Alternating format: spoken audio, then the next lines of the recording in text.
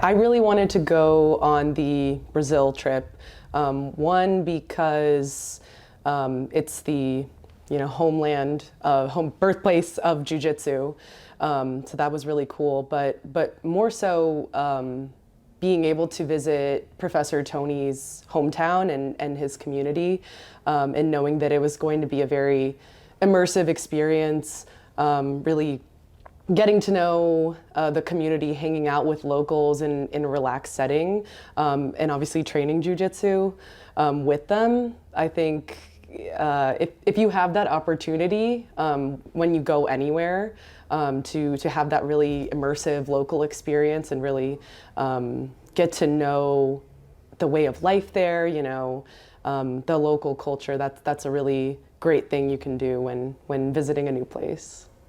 It's really hard to honestly still describe it to this day because there's so many layers to it. Obviously it's really amazing to go there and meet everyone and experience all of the beautiful places in Recife.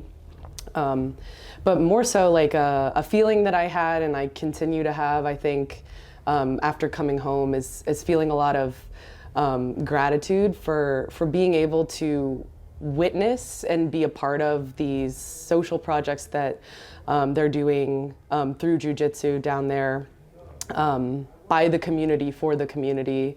I think an overwhelming feeling and kind of an energy I had, I could feel it radiating from everybody there, feeling of hope, of transformation, and people having these opportunities that really transform their lives. And I still feel like that was such a special thing to witness.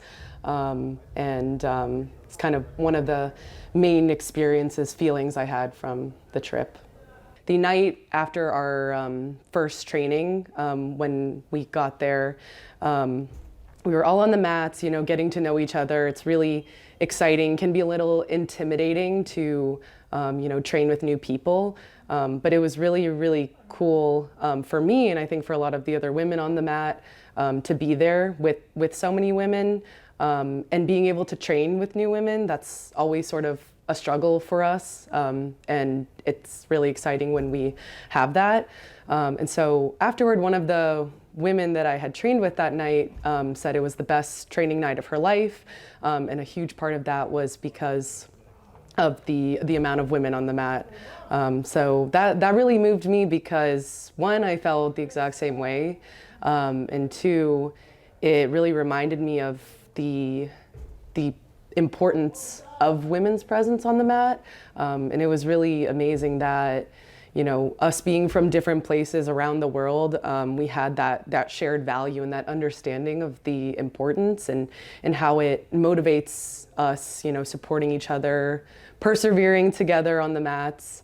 And actually one of the women that was in the community I had met that week, she wasn't training, never trained before. She told me after we got home that she began her first day training. So I thought that was really special too, seeing how that inspiration keeps flowing through everybody. If you are considering going on the Brazil trip, I would say, really be prepared to have a lot of trust and faith in those leading you on this trip. Professor Tony, Amy, and the local leaders at Dreamroot do an amazing job of curating such an immersive experience, really being there for you throughout the entire process, leading up to it and during the trip. And I think it's also kind of a part of the Brazilian cultures to really kind of not focus too much on strict time, and kind of let everything be loose and flow as it will.